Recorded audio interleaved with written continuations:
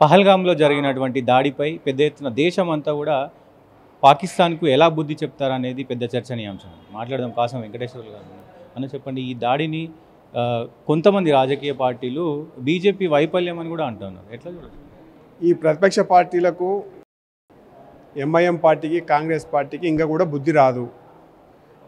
వాళ్ళు హిందువులపైన దాడి చేస్తే వాళ్ళు ఎప్పుడు కూడా హిందువులకు మద్దతు ఇచ్చినటువంటి చరిత్రే లేదు. రెండు పార్టీలకు వంకర మాట్లాడకపోతే సక్క ఎందుకు మాట్లాడతారు?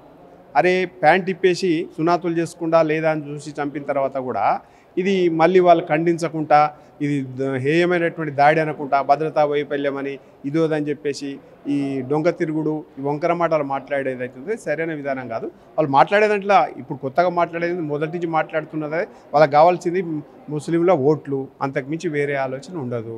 నిజంగా ఎట్లా చూడవచ్చు దాడి పట్ల మీరు ఏ జాతికి చెందిన వాళ్ళు, అంటే హిందువులా లేకపోతే వేరే మతానికి చెందిన అడిగి మరి చంపడానికి నిజంగా ఎట్లా చూడవచ్చు? నేను చాలా సీరియస్గా చెప్తున్నాను.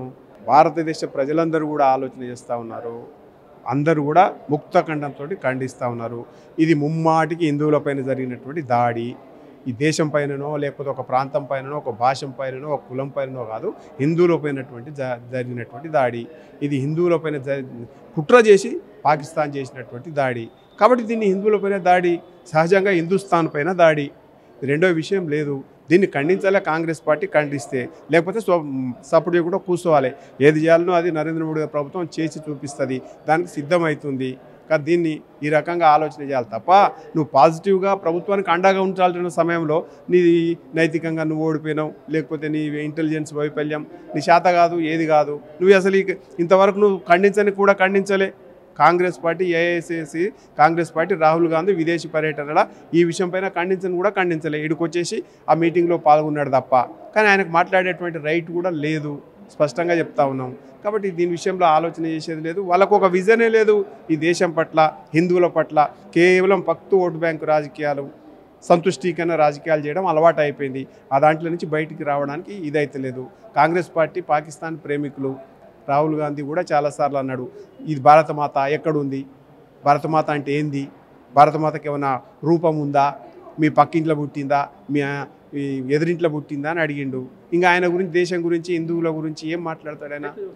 గతంలో నుంచి 1,80,000 ఆర్మీ రిక్రూట్మెంట్ ఆగిపోయింది, బీజేపీ ప్రభుత్వం చేస్తలేదనే విమర్శ కూడా ఒకటి వస్తుంది. ఆర్మీ రిక్రూట్మెంట్ ఎక్కడ ఆగిపోలేదు, వేరే పద్ధతిలో చేస్తూ ఉన్నారు రిక్రూట్మెంటు.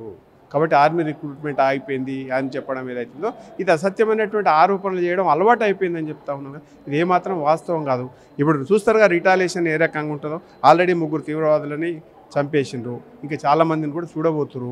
ఇది ఎటువైపు పోతుంది అనేది దేశ ప్రధాని, దేశ అత్యున్నతమైనటువంటి బాడీ ఉంది, వాళ్ళందరూ కూర్చొని ఆలోచన చేస్తారు, ఏం చేయాలో చేస్తారు.